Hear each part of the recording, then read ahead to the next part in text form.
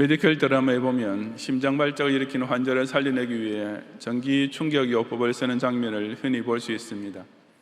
물론 그것은 위험한 것이기 때문에 일단 다른 모든 심폐소생술을 다 동원해 본 후 최후 수단으로 혹은 환자의 심장 박동이 정지되어서 더 이상 시간적 여유가 없을 때 비상수단으로 실시하게 됩니다. 그때 사용되는 전기 충격을 정상적인 사람이 받게 되면 무척 고통스러울 것이 분명합니다. 그러나 지금 심장이 멈추어버린 환자에게 있어서는 그 전기 충격 요법이야말로 유일하면서도 효과적인 치료 방법입니다. 하나님께서는 야곱에게 바로 그런 충격 요법을 쓰고 계셨습니다. 애지중지하던 딸 디나가 강간을 당하고 두 아들 레위와 시몬이 대학살의 살인범이 되는 등 야곱은 정말 온 하늘이 자기 머리 위로 무너지는 듯한 충격적 시련을 연이어 당하고 있었습니다. 하지만 그것은 바로 자기도 모르는 사이에 심각한 영적 중병을 앓고 있던 야곱을 하나님께서 회생시켜 주시는 놀라운 특수 치료 과정이었습니다. 우리는 성도가 그 인생에서 충격적인 환난이나 재앙을 당할 때 그것을 어떻게 받아들이고 극복해야 하는가라는 질문에 대해 지난 주일에는 그 첫 번째 대답으로서 먼저 하나님께서 지금까지 베풀으신 복을 되새겨보며 감사를 드려야 함을 배웠습니다. 이어서 오늘은 그 두 번째 대답을 본문을 통해 함께 상고해 보고자 합니다. 인생의 시련이 닥칠 때 기독신자는 둘째로 자신의 신앙생활 속에 숨어있는 고질적인 죄를 찾아보면서 회개해야 합니다. 하나님께서 야곱에게 하늘이 노랗게 보이고 억장이 무너지는 듯한 역경을 주신 또 하나의 목적이 바로 여기에 있었습니다. 이제 자신의 가족을 향해 적대감과 복수심에 불타게 될 가나안 족속을 생각해 보면서 야곱은 그저 나와 내 집이 멸망하리라 라고 망연자실할 수밖에 없었습니다. 그런데 그때 하나님께서 야곱에게 나타나셨습니다. 그것은 첫째로 야곱이 자신의 서원 분리행의 죄를 깨닫게 하시기 위함이었습니다. 35장 1절을 함께 봉독하겠습니다. 하나님이 야곱에게 이르시되 일어나 베들로 올라가서 거기 거주하며 내가 내 형 에서의 낯을 피하여 도망하던 때에 내게 나타났던 하나님께 거기서 제단을 쌓아라 하신지라. 아멘. 이것은 언뜻 보기에는 좀 이상한 말씀 같습니다. 지금 야곱이 어떤 형편이 있습니까? 그는 인생 최악의 충격적인 시련을 연타로 얻어맞으면서 극도의 불안과 공포에 빠져 정신을 차리지 못할 정도였습니다. 그런데 하나님께서는 그런 야곱을 찾아오시자마자 무슨 의례적인 위로 한마디도 없이 다짜고짜 일어나 베델로 올라가서 거기 거주하며 거기서 제단을 쌓아라 라고 하신 것입니다. 하지만 이것은 지금 야곱이 저지르고 있는 엄청난 잘못을 지적해 주시는 말씀이었습니다. 저 야곱이 땅을 사들이고 장막을 세우고 살고 있던 세겜은 결코 그가 영주할 땅이 아님을 일깨워 주셨던 것입니다.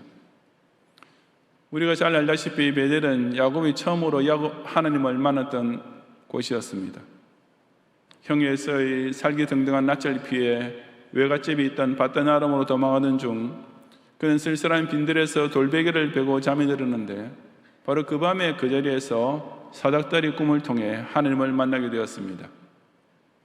이제는 완전히 자기 혼자가 되었다고 생각하면서 외로움과 두려움에 떨고 있던 바로 거기서 하나님께서는 야곱에게 내가 어디로 가든지 너를 지키며 너를 이끌어 이 땅으로 돌아오게 할지라 라고 약속이었습니다. 야곱은 그 놀라운 체험으로 인해 감격과 은혜가 충만해서 자기가 베고 자던 돌을 그 자리에 세우고 그 위에 기름을 붓고 그곳을 베델 하나님의 집이라고 명명하면서 저를 지켜주시고 무사히 아버지 집으로 돌아가게 해주시면 제가 이곳에 제단을 쌓고 여기서 예배를 드리며 하나님께 11조를 바치겠습니다 라고 서원의 기도를 올렸던 것입니다. 그 후 하나님께서는 야곱과 하셨던 모든 약속을 다 지켜주셨습니다. 하지만 하나님께서 약속대로 야곱을 그처럼 금이 환영하게 해주셨을 때 야곱은 어떻게 했습니까? 그토록 큰 거부가 되게 하시고 외삼촌 라반과 형 에서의 위협까지도 무사히 통과하여 그야말로 평안히 가나안으로 돌아오게 된 후 야곱은 어떻게 했습니까? 어처구니 없게도 그는 그 베델의 서원을 깡그리 잊어먹고 있었습니다.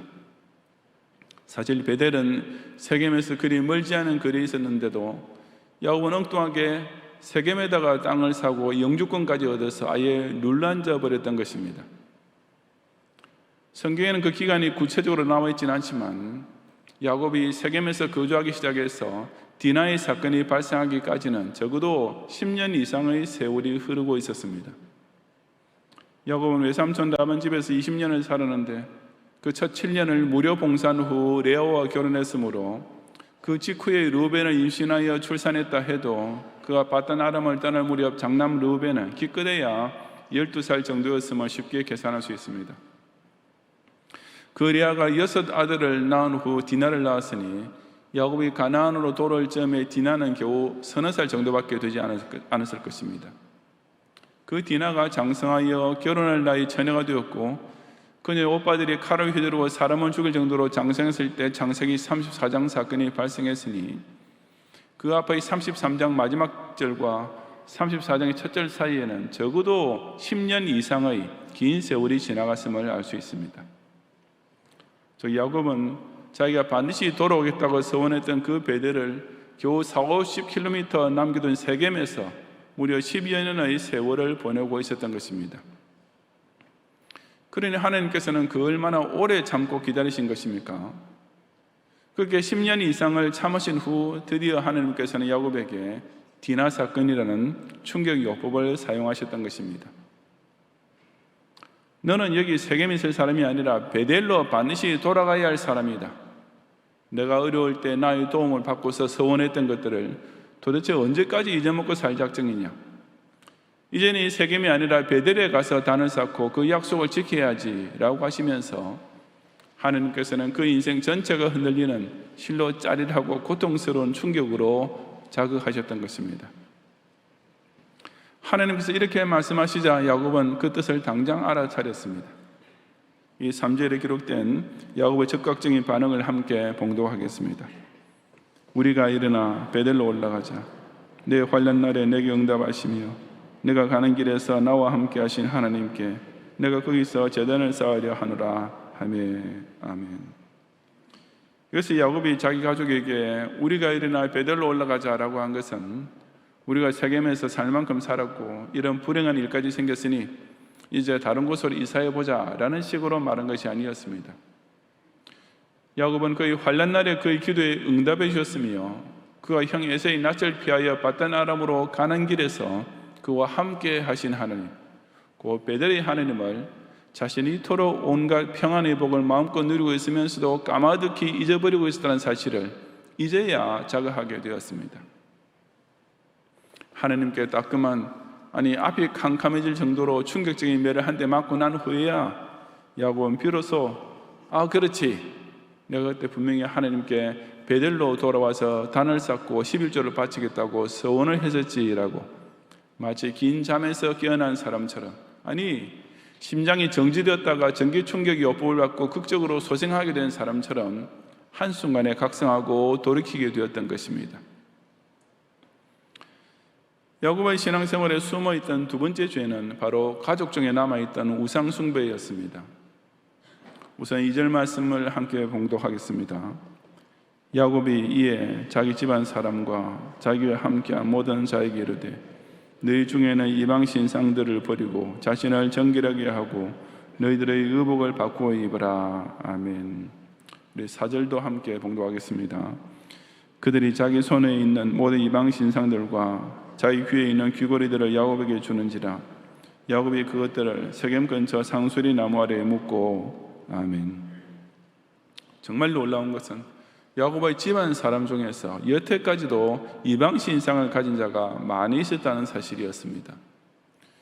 그 이방 신상들 중에는 전에 야곱이 바단 아람을 떠날 때 아내 라헬이 자기 아버지 라반에게서 훔쳐왔던 드라빔도 포함되었을 가능성이 높습니다. 또한 여기서 야곱이 말하는 투로 보아서 그는 자기 아내들이나 종들이 그런 신상을 소유하고 있다는 사실을 지금까지 알고 있었으면서도 대충 어정쩡하게 묵인하고 지내왔을 가능성이 큽니다. 그리고 4절에서 야곱 가족이 모든 이방 신상들뿐 아니라 자기 귀에 있는 귀고리들까지 빼서 야곱에게 주었다는 사실은 그 둘 다 무슨 장식품이나 장신구가 아니라 어떤 수호신 혹은 부적같이 사용되고 있었음을 의미합니다. 무엇보다도 야곱이 그런 명령을 내리면서 자신을 정결하게 하고 의복을 바꿔 입으라 라고 한 것은 곧 회개의 선결을 뜻하는 것이므로 야곱은 자기 가족에게 우상 숭배의 잔재가 남아있다는 사실을 의식하고 있었음이 분명합니다. 그런데도 야곱은 그것을 10년이 넘도록 방치하고 있었던 것입니다. 지난 주일에 보았듯이 야곱은 세겜에 살 때도 분명히 신앙생활을 열심히 하고 있었습니다. 그는 세겜에 자기 가족의 정기 예배를 위해 제단을 쌓았고 그것을 엘로헤 이스라엘, 즉 하나님은 나 야곱의 하나님이시다 라는 거창한 이름으로 명명했습니다. 하지만 그처럼 외면적으로는 만사가 형통하고 신앙생활도 착실하는 듯이 보였던 야곱 집안에 실제로는 우상숭배라는 지극히 심각하고도 치명적인 문제가 그토록 오랫동안 자리 잡고 있었다는 사실은 참으로 우리에게 놀라움을 주는 의외의 일이 아닐 수 없습니다. 하나님께서는 바로 이처럼 영적 방심에 빠져있던 야곱을 정신 번쩍 들게 하시기 위하여 디나 사건이 터지게 하셨던 것입니다. 세겜에서 그저 자기 만족에 빠져 살던 야곱에게 너는 여기서 일어나 베델로 올라가서 내가 나에게 서원했던 약속을 지켜라 라고 엘로헤 이스라엘의 제단을 세워놓고 겉보기에는 나무랄 데 없이 신앙생활을 잘하고 있는 듯이 보였던 그에게 너는 내 집안에 아직도 남아있는 우상숭배의 잔재부터 깨끗이 청산하라 라고 하나님께서는 정말 오랫동안 참고 기다리시다가 야곱에게 아주 아픈 그러나 그에게 꼭 필요한 충격 요법을 사용하셨던 것입니다. 그 결과 어떻게 되었습니까? 5절 이하 7절을 함께 봉독하겠습니다. 그들이 떠났으나 하나님이 그 사명 고을들로 크게 두려워하게 하셨으므로 야곱의 아들들을 추기하는 자가 없었더라. 야곱과 그와 함께 모든 사람이 가나안 땅 루스 곧 베델에 이르고 그가 거기서 제단을 쌓고 그것을 엘 베델이라 불렀으니 이는 그 형의 낯을 피할 때 하나님이 거기서 그에게 나타나셨음이더라. 아멘. 디나의 강간 사건과 시몬과 레위의 살인 사건이 났을 때 야곱은 나와 내 집이 멸망하리라 라고 크게 두려워했습니다. 하지만 그가 베델의 서원을 지키기 위해 회개하는 마음으로 세겜을 떠났을 때 아무도 그들을 추격하는 자가 없었다라고 했습니다. 야곱이 자기중심적인 세겜의 삶을 청산하고 엘로헤 이스라엘의 자만을 회개하면서 엘 베델을 찾게 되자 그 모든 시련과 역경은 순식간에 다 해결되었던 것입니다. 하나님께서 당신의 사랑하시는 자녀에게 때로는 아주 따끔한 매를 정말 아픈 시련을 내리시는 이유가 바로 여기에 있습니다. 우리가 이제는 깨끗이 청산해야 할 숨은 죄, 고질적인 죄를 청산하게 하시기 위하여 지금쯤은 마땅히 가 있어야 할 자리로 가 있게 하시기 위하여 그런 고통스러운 역경을 사용하십니다. 나태와 방심에 빠져있는 우리를 참고 또 참으시면서 오랫동안 기다려주시다가도 이제 더 방치해뒀다가는 완전히 신앙 파산에 이를 것이 틀림없는 마지막 순간이 오면 하나님께서는 그처럼 극단적이긴 하지만 효과는 틀림없는 충격 요법을 우리에게 쓰시는 것입니다. 제가 미국에서 작은 개척교회를 목회하면서도 뼈저리게 느낄 수 있었던 것은 사람의 인생에 진짜 슬픈 일, 정말 아픈 일이 몹시 많다는 사실이었습니다. 그 몇십 명밖에 안 되는 교인 가운데서도 어쩌면 그렇게 불상사가 끊임없이 이어지는지 참 신기할 노릇이었습니다. 그런데 그런 일을 당하게 된 사람마다 다들 자기가 겪게 된 고통이 인생에서 일어날 수 있는 최악의 것이라고, 남들은 아무도 모를 것이라고 생각합니다. 그럴 수밖에 없는 것이 인생의 진짜 고난과 역경은 정말 맛을 보아야 그 맛을 알 수 있기 때문입니다. 자기가 직접 당해보지 않으면 그 고통의 아픈 맛을 듣기만 해서는 알 길이 없고, 반면에 자기가 당하게 되면 마치 자기 혼자서만 욥이 당하는 환난을 겪게 된 것 같은 생각이 들 수밖에 없는 것입니다.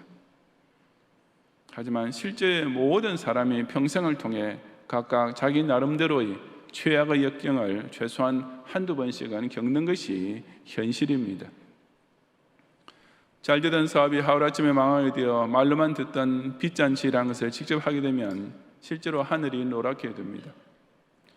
자식 유학 뒷바라지를 위해 어머니가 같이 미국에 와 있는 동안 소위 기러기 아빠의 처제가 된 남편이 회사 여직원과 바람이 나서 딴 살림을 차리는 일은 텔레비전 드라마에서나 볼 수 있는 줄 알았는데, 그런 일이 바로 본인에게 현실로 닥치게 되면 정말 기가 막혀서 한숨조차 제대로 쉴 수 없습니다.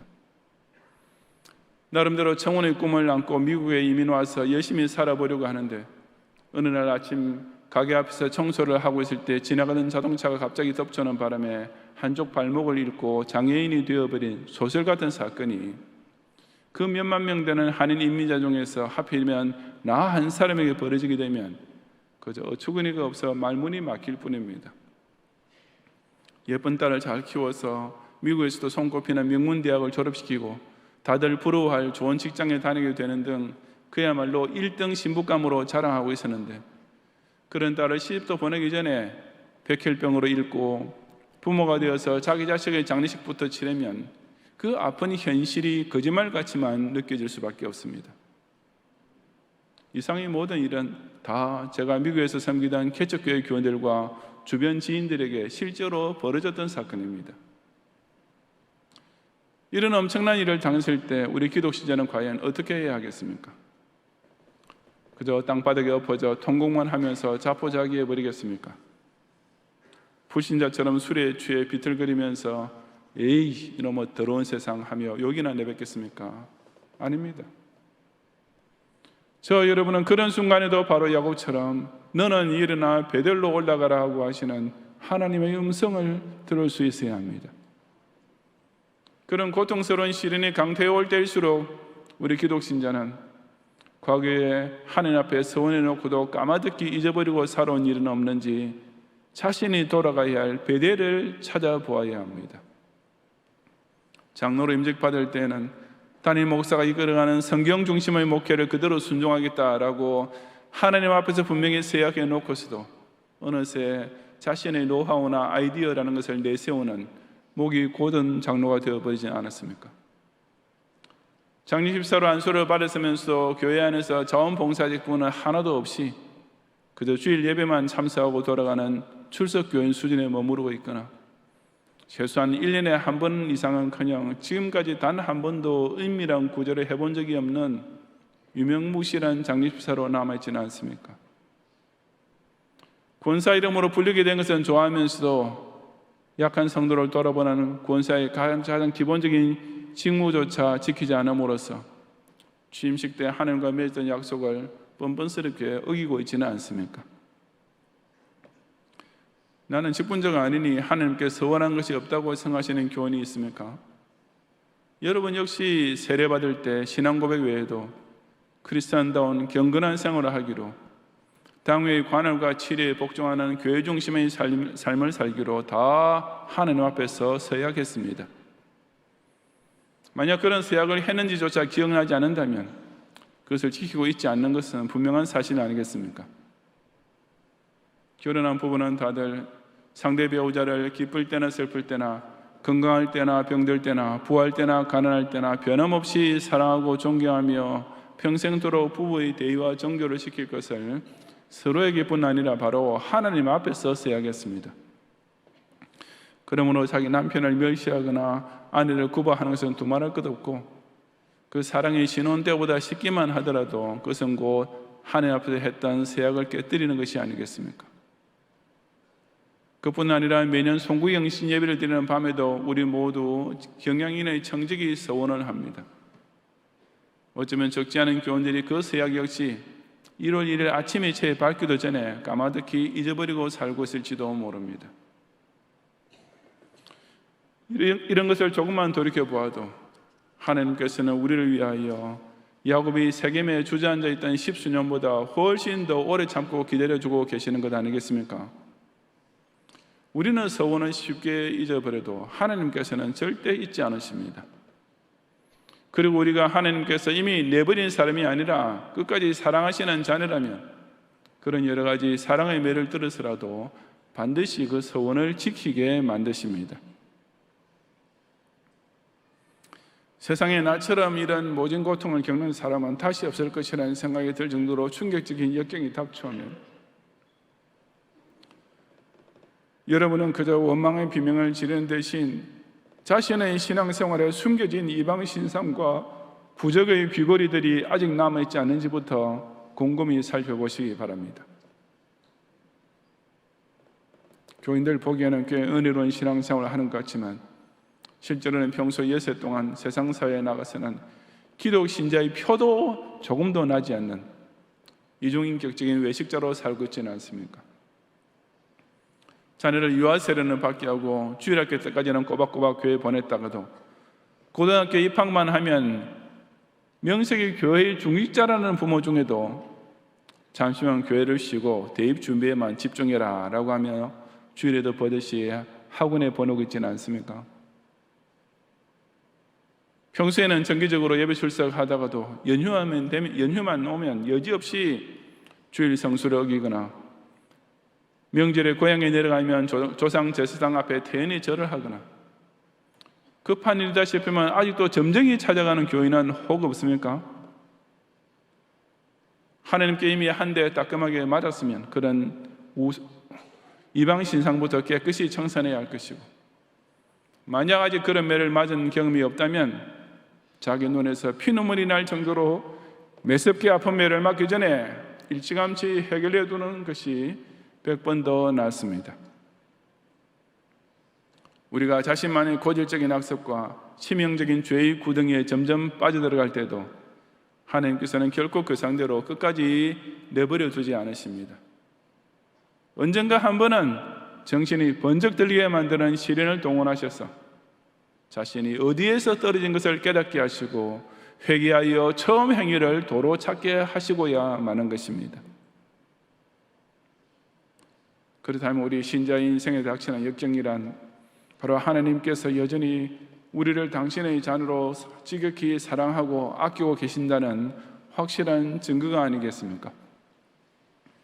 한순간에 내 인생을 끝내고 말 것처럼 보이는 충격적인 시련이 닥쳐오더라도 절대로 쓰러지거나 포기하지 말고 그동안 엘로헤 이스라엘이라고 스스로 자만하고 있던 자신의 신앙생활 속에서 서원불이행이나 불신앙적인 잔재가 없는지를 찾아 회개하면서 즉시 엘베델의 제단을 세우는 성도가 되시기를 바랍니다.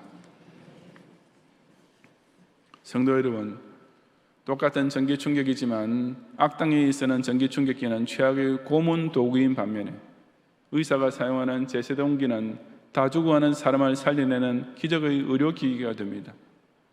마찬가지로 사탄의 시험은 성도를 괴롭히고 완전히 쓰러지게 하려는 악한 핍박일 뿐이지만 하나님의 시련은 당신의 사랑하시는 자녀를 절대 잃어버리지 않으시고 끝까지 살려내어 더 강하게 연단하시는 재생치료의 방편인 것입니다. 찬송가 373장을 작사한 탑레이드 목사 역시 하나님의 그런 오묘한 섭리를 체험한 성도였습니다. 고요한 바다로 저 천국 향할 때 주에게 순풍 주시니 참 감사합니다. 하나님께서 우리 인생에 순풍을 주실 때는 두말할 것 없이 그저 감사할 뿐입니다. 하지만 큰 물결이 일어나 나 쉬지 못하나 이 풍랑으로 인하여 더 빨리 갑니다. 하나님께서 때때로 우리에게 환난의 역경을 통과하게 하실 때도 참된 성도는 바로 그 세찬 바람 때문에 더 빨리 앞으로 나아가는 성화의 항해를 하게 되는 것입니다. 그러면서 내 걱정 근심을 쉬없게 하시고 내 주여 어두운 영혼을 곧 밝게 하소서. 비록 지금 당장은 정신을 차릴 수 없을 정도로 고통스럽지만 하나님 아버지께서는 그 근심이 곧 사라지게 하시고 어둠에 빠져있던 나의 심령을 이런 기회를 통해 더 밝혀주실 것을 확신하게 됩니다. 그 결과 이 세상 고락한 주 뜻을 본받고 내 몸이 의지 없을 때 큰 믿음 주소서. 내 삶에 좋은 일이 생길 때뿐 아니라 괴로운 일이 닥칠 때에도 오로지 주님의 깊으신 뜻을 따라 가게 되고 자신 인생에 아무 의지할 때조차 없어 보이는 최악의 순간에야말로 더 큰 믿음을 얻을 수 있는 축복의 기회가 되는 것을 체험하는 것입니다. 이처럼 하나님께서는 당신의 사랑하시는 자녀를 항상 순경으로만 인도하시는 것이 아니라 오히려 역경을 통해서 당신께로 더욱 가까이 더 빨리 오도록 이끌어 주십니다. 그야말로 하늘이 무너져도 솟아날 구멍이 있다는 정도가 아니라 하늘이 무너질 때 오히려 축복의 문이 활짝 열리게 된다라고 할 정도가 아니겠습니까? 그런 복을 받아 누리는 놀라운 방법은 두 가지, 바로 감사와 회개입니다. 비록 나와 내 집이 멸망하리라는 비명이 절로 터져나올 수밖에 없는 극한 시련을 당하더라도 그럴 때일수록 지금까지 내게 베풀어진 순경의 은혜를 먼저 돌이켜보며 감사를 드리고, 또한 여태까지 내가 잊고 있던 베델의 서원과 숨기고 있던 이방 신상이 없는지 찾아서 그것을 제거하고 겸손히 회개함으로써 하나님께서 세겜의 역경 뒤에 예배해 두신 엘베델의 완전한 평안과 더 큰 복을 꼭 누리는 성도가 되시기를 주님의 이름으로 축원합니다. 아멘.